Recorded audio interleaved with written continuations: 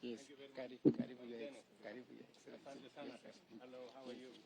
Very good. Habari zenu? Karibu ya fine.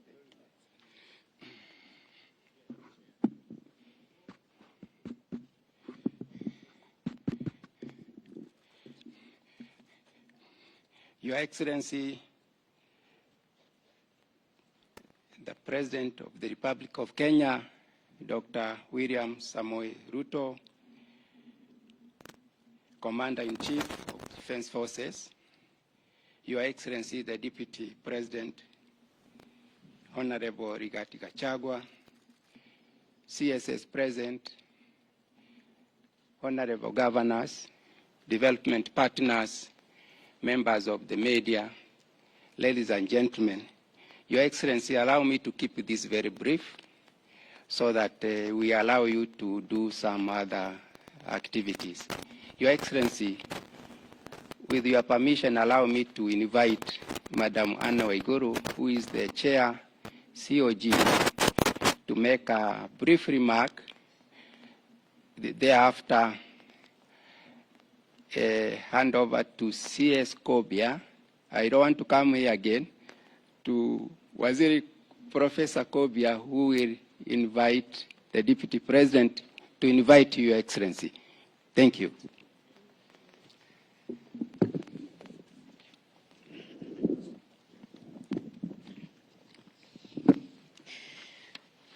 Your Excellency, the President of the Republic of Kenya,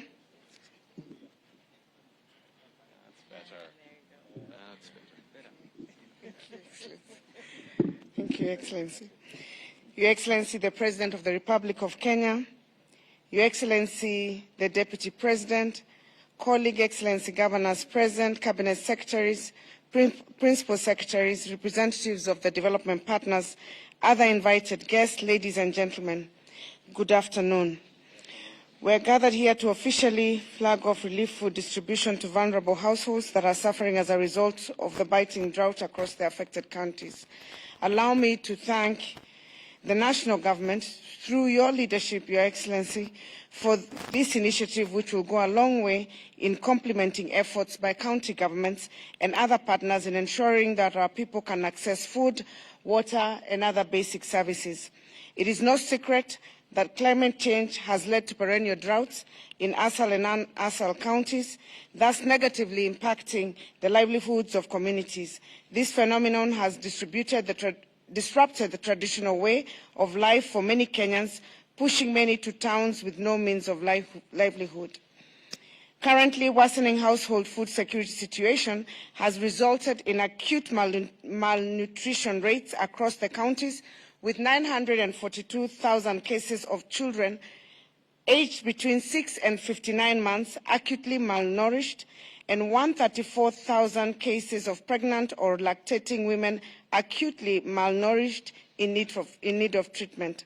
This underscored the urgency of consulted government intervention to save lives and protect also the livestock, which is the livelihood of many Kenyans and communities.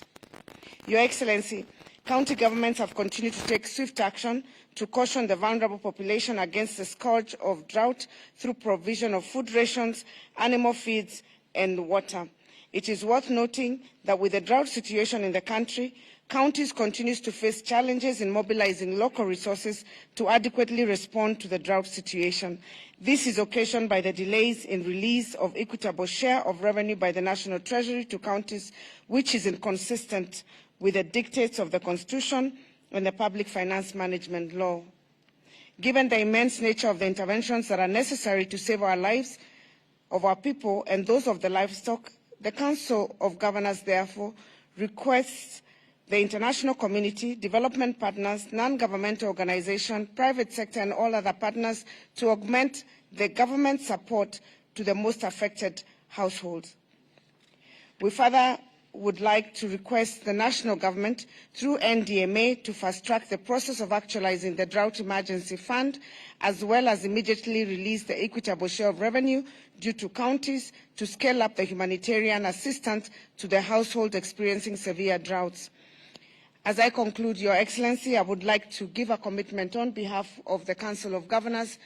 The governors have committed to put resources and increase their emergency resources and also add their budgetary allocations to ensure that we are safeguarding the lives of the citizens that are threatened by this drought. We thank you once again for your leadership that has been demonstrated starting this morning with the meeting with the Deputy President, and we urge our colleagues and give our commitment to continue collaborating with the national government to make sure that we have addressed this issue and no life is lost. We thank you, and God bless Kenya.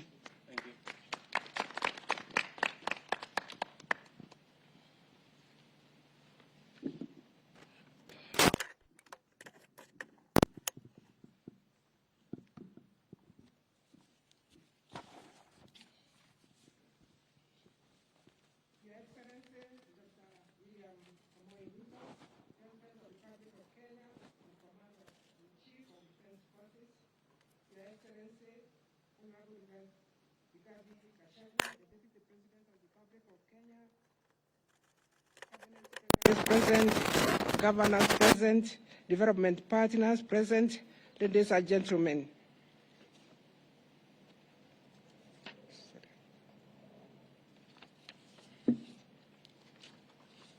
Sorry.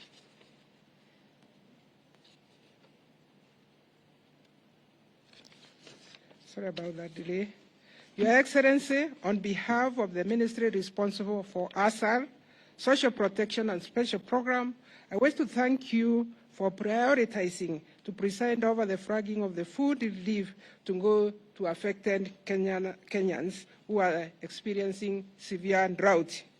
Your Excellency, as you delivered your statement in the United Nations General Assembly, you highlighted the global food crisis, the economic crisis, among other challenges that Kenya is trying to solve. We, as public service, you gave us your focus, and we can say we share your vision, and we are going to support your initiative, Your Excellency. The government, ministries, departments, and agencies, and development partners, humanitarian organizations, and the others who are represented here this afternoon, have committed to support the effort of Kenya, just as we know the severe drought affects Kenya and the Horn of Africa. Your Excellency, we also want to say that the development partners, the NGOs on the ground, they have really supported what Kenya is doing, including private sector represented here by Safaricom. In conclusion, Your Excellency, I want to thank each and every one of us who has participated in making this event a success. This afternoon, we are going to flag about 20,000 bags of rice, 24,000 bags of rice, and also about 450 animal feed, which are going to go to most affected 10 counties. It is now my humble duty, Your Excellency, to invite our Deputy President, Honorable Rigathi Gachagua, to give his remarks, and thereafter invite you, Your Excellency. Karibu sana.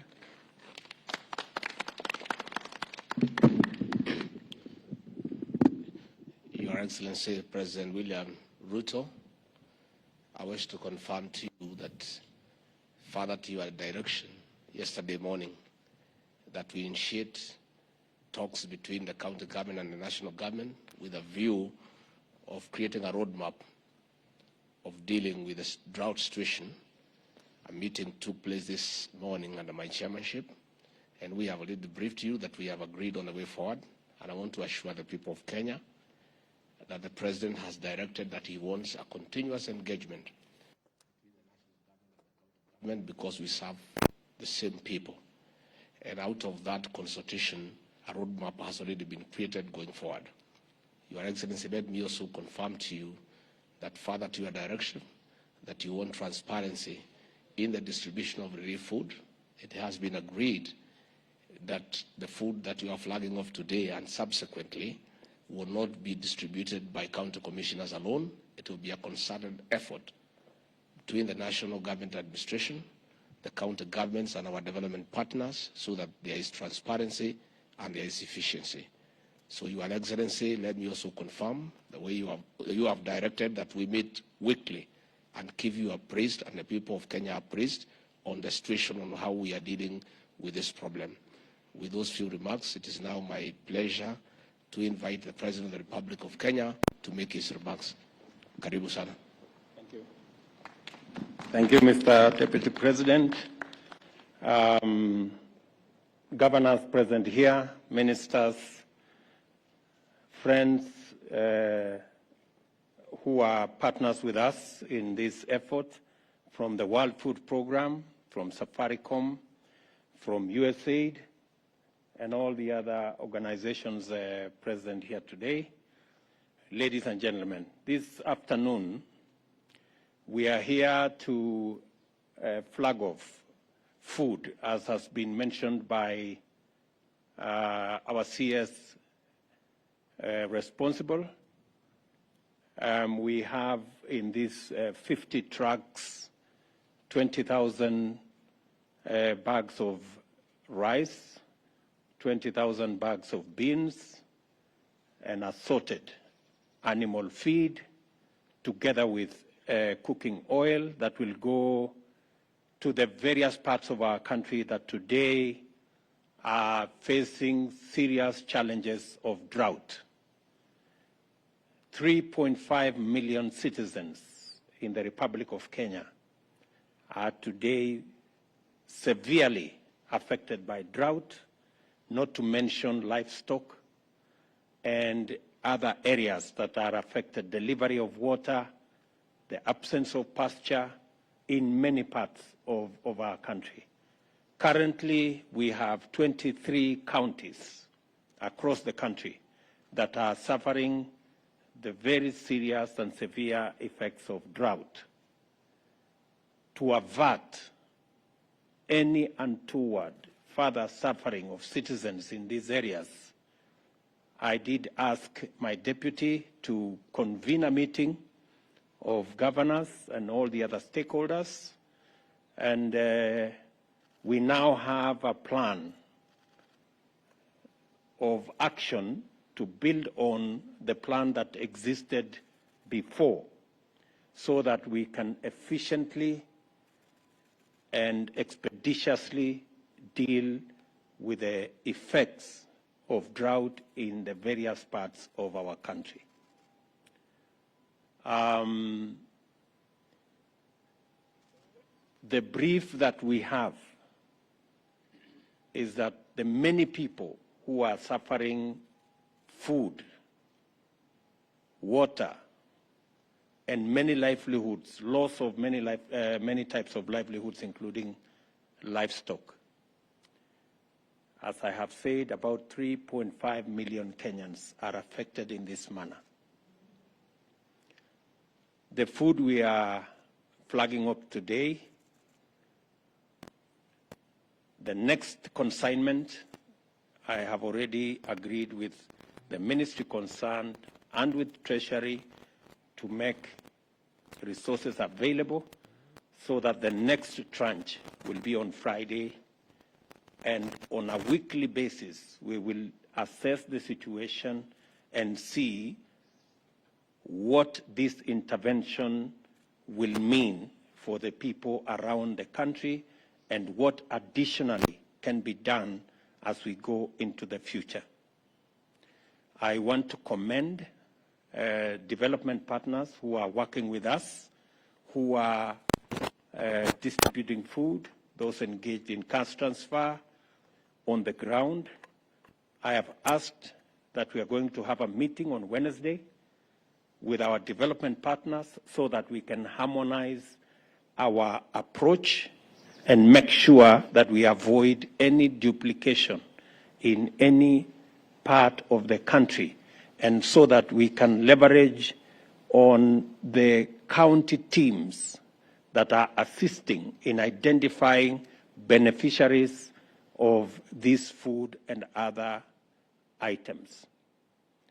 I have also instructed the ministry responsible for water to urgently mobilize water bowsers so that we can deliver water to many parts of Kenya, and under the direction of the Deputy President, they will map out the areas that require water bowsers together with the governors present here and those who are not here, so that again we can be able to address that challenge of water around the country. Thirdly, we have also agreed that county governments will equally make provisions in their budget, even if they have to slow down some of their projects and programs, so that we can take care of this situation. The same thing we are doing at the national government. We expect county governments to adjust their budgets so that there can be available additional resources to take care of the drought situation in the country.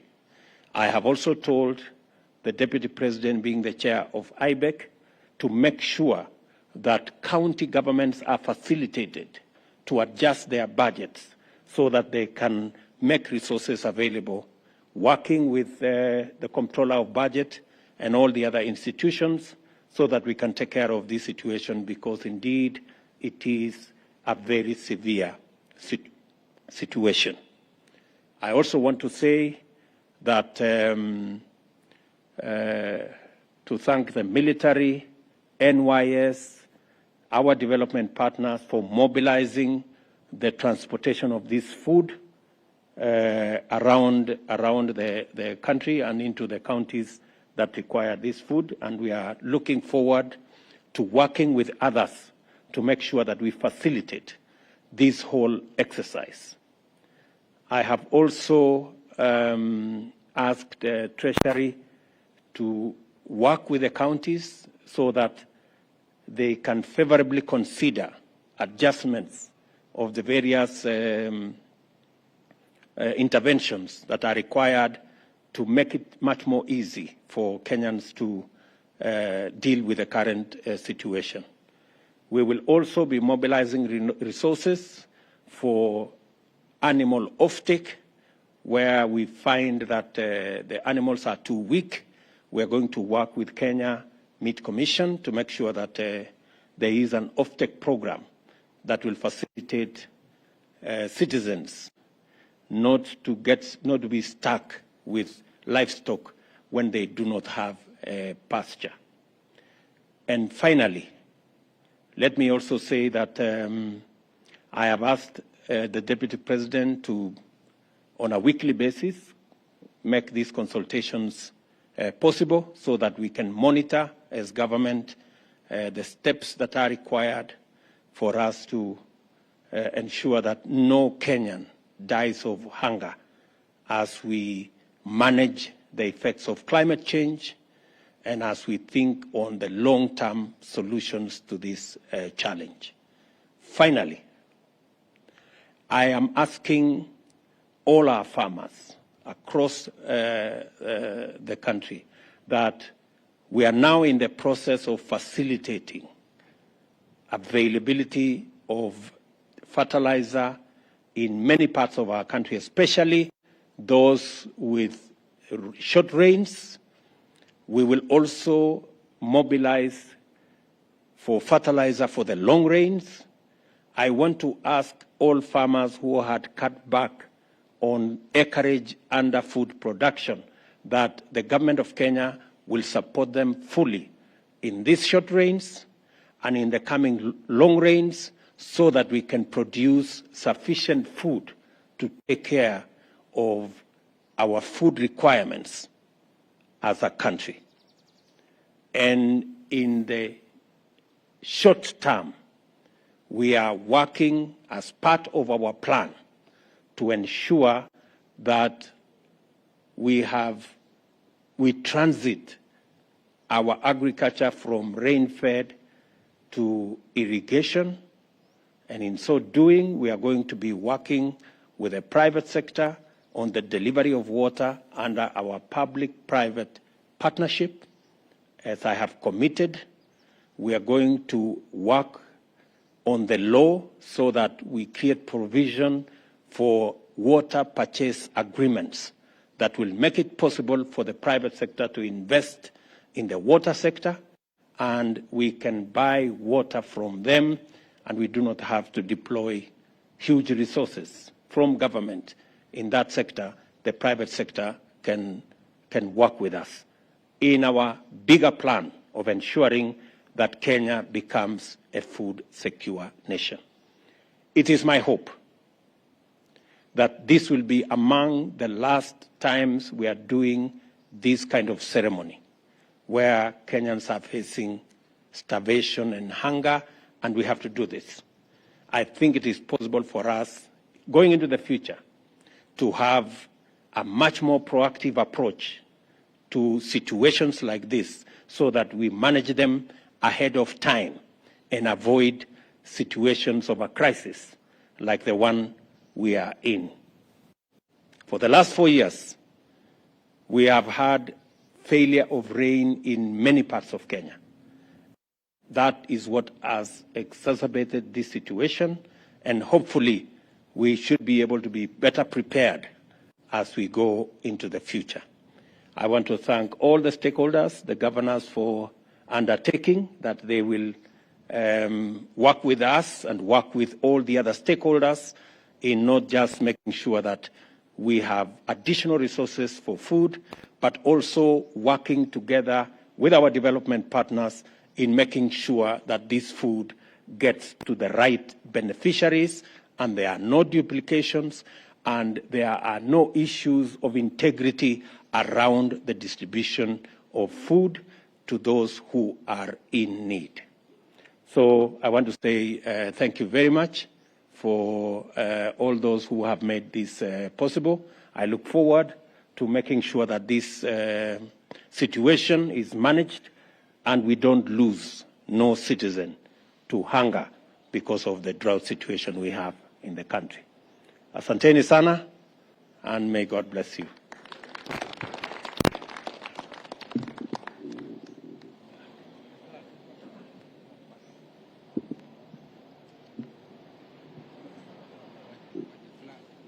So we can wapi bendera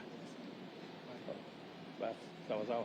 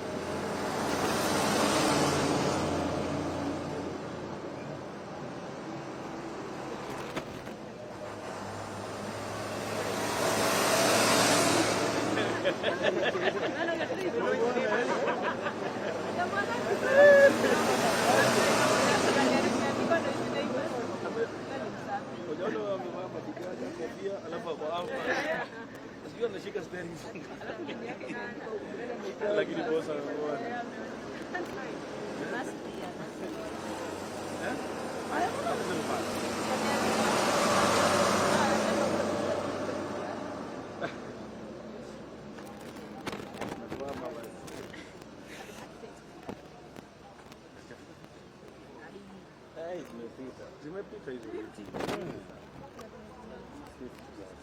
Are you sure?